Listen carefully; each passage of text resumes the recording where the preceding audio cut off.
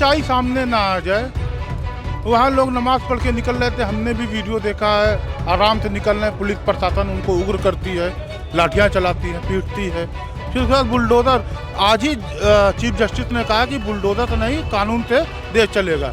आज ही उनके बयान देने के बाद भी बरेली में बुलडोज़र चल रहा है। भारतीय जनता पार्टी की सरकार जब से आई है वो पहले देखा घर किसका है, राम का, अच्छा ठीक है चलो, घर किसका है, रहीम का, बुझाए दो बजाए दो, कोई दिक्कत नहीं। ये इस तरह की मानसिकता वाले लोग, वो आस्था से चलता है तो हमारी सरकारें भी आस्था से चलती है। हमारी सरकार की आस्था है कि सारी मस्जिदें तोड़ दिया जाए, सारे मज़ारे खोद दिया जाए, तो वही काम ये सरकार कर रही है। बाकी कुछ कर नहीं पा रही है, तो दिखाने के लिए तो ये करना ही पड़ेगा सरकार को। झूठा ही लेना, झूठा ही देना, झूठा ही भोजन, झूठ छबेना। भारतीय जनता पार्टी की सरकार सिर्फ और सिर्फ झूठ की राजनीति करती है, क्योंकि आप एक विशेष समुदाय को छूट देते हैं और कुछ विशेष समुदाय को टारगेट करके उनको प्रताड़ित करते हैं। ये कहाँ का न्याय?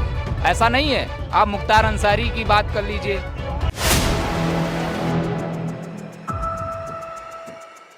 नमस्कार, मैं हयात अब्बास और आप देख रहे हैं 4 PM न्यूज़ नेटवर्क।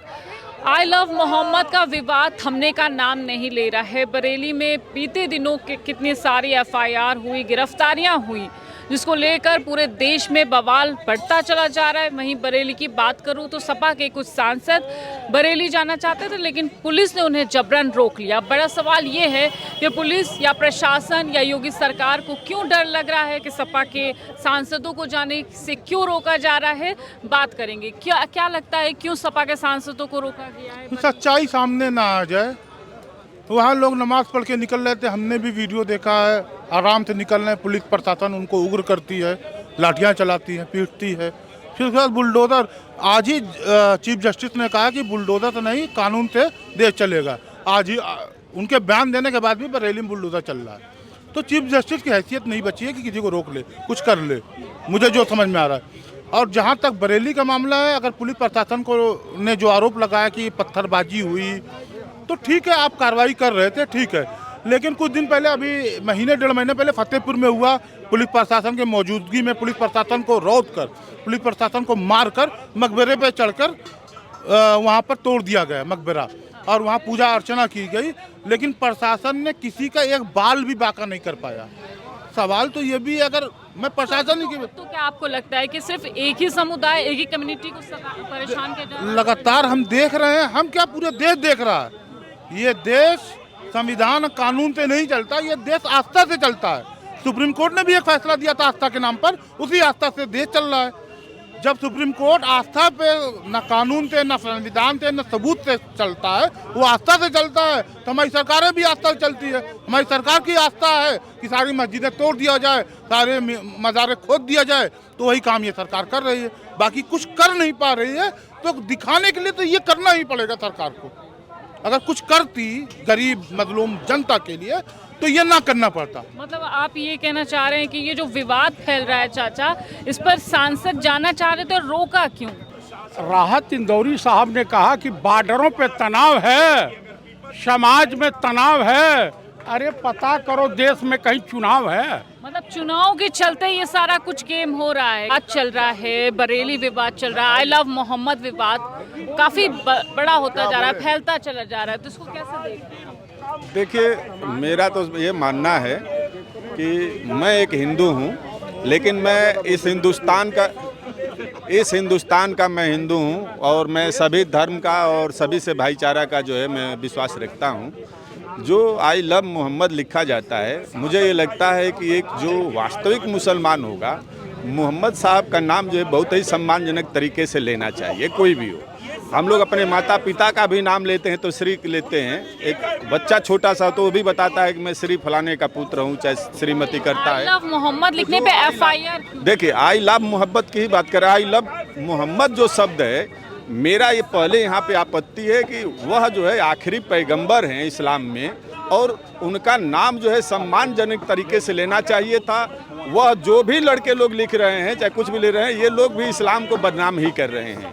उनको सम्मानजनक तरीके से लिखिए, पढ़िए, चाहे कुछ भी करिए, लेकिन FIR क्यों हो रही है? जो देखिए, FIR की घटनाएं हैं, जो FIR जो कानपुर वाली घटना पे जो दिखाई जा रही है, हम लोग एडवोकेट हैं, हम लोग विधिक चीज़ें बताएंगे। अगर जो लिखने के बाद कोई आपराधिक कृत्य करता है। लिखना कोई अपराध नहीं है, बात समझिए। कोई आई लव मोहम्मद लिखता है वो अपराध नहीं है। सामाजिक रूप से उसमें त्रुटि है जिसको मैं बता रहा हूँ कि उनको सम्मानजनक तरीके से लेना चाहिए। अगर कोई आई लव मोहम्मद लिखता है, चाहे आई लव महादेव लिखता है, तो इसमें कोई आपराधिक कृत्य नहीं है। उसके बाद लिखने के बाद कोई इन्वॉल्वमेंट होता है, कोई आपराधिक घटना होती है, तब उस पर FIR होना चाहिए। लिखने पे क्यों FIR होगा? बात ये है कि इस टाइम पे ये आई लव मोहम्मद, FIR, ये तमाम मुद्दे क्यों चल रहे हैं? रोजगार, महंगाई पे क्यों बात नहीं? नहीं, बिल्कुल आई लव मोहम्मद पर कोई इस तरह की FIR या कानूनी कार्रवाई नहीं हुई है, क्योंकि वो स्वतंत्रता है, लोकतांत्रिक प्रक्रिया के अंतर्गत है। वो अपने प्रेम को दर्शा सकते हैं। उनके खुद मौलाना मौलवी लोगों ने कहा है कि आई लव मोहम्मद नबी साहब का बड़ा ही वो इबादत का विषय है, वो मस्जिद के अंदर होना चाहिए, उनको प्रदर्शित नहीं करना चाहिए।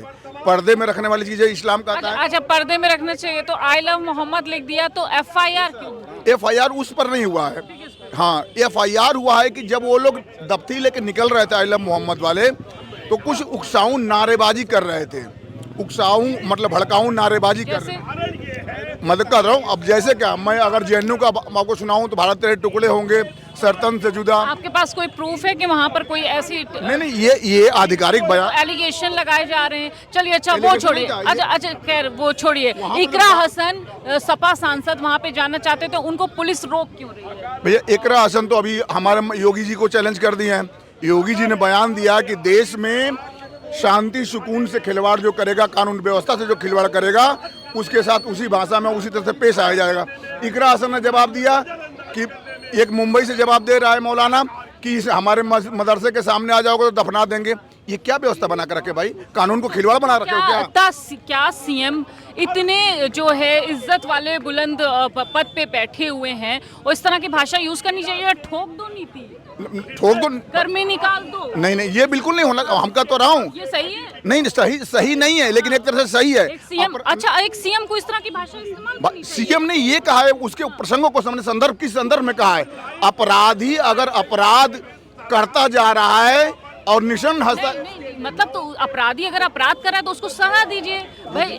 सब प्रशासन है, इस तरह की भाषा इस्तेमाल करने का क्या मतलब? हमारे हिंदुओं की शोभा यात्रा निकलती है, विसर्जन यात्रा निकलती है, उन पर पथराव होता है। नहीं, योगी आदित्य, नहीं, मेरी बात कंपेयर करेंगे ना, हम कंपेयर आप कर लीजिए। पहले मेरा सवाल तो सुन लीजिए। उन पर फूल बरसाए जाते हैं और कहा जाता है कुछ लोगों के गर्मी निकाल दो, इस तरह के, और उस पर एक्शन भी लिया है। फूल सरकार द्वारा और जनता द्वारा बरसाया जाता है ना।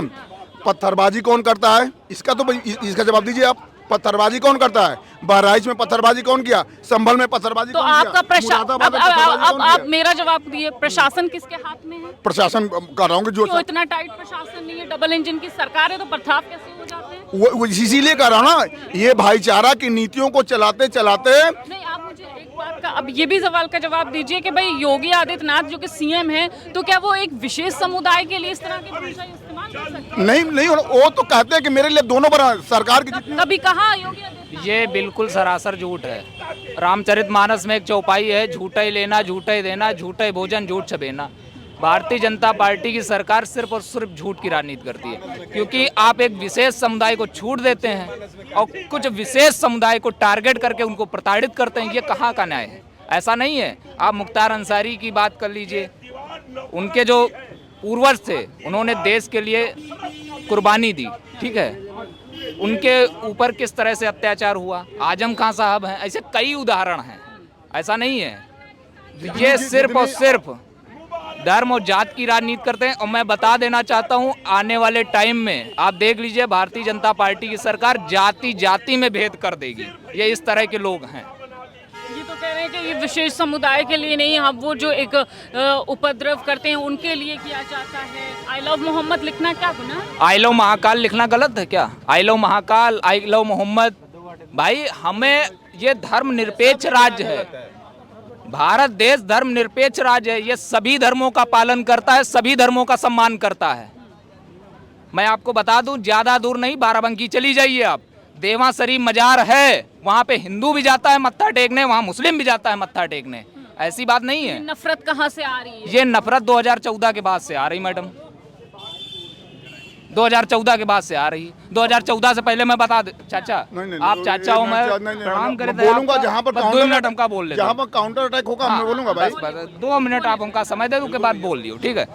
2014 से पहले मैडम एक बात बता देना चाहता हूँ आपको, जब किसी के घर में आग लगती थी तो ये नहीं देखा जाता था ये घर राम का है रहीम का है।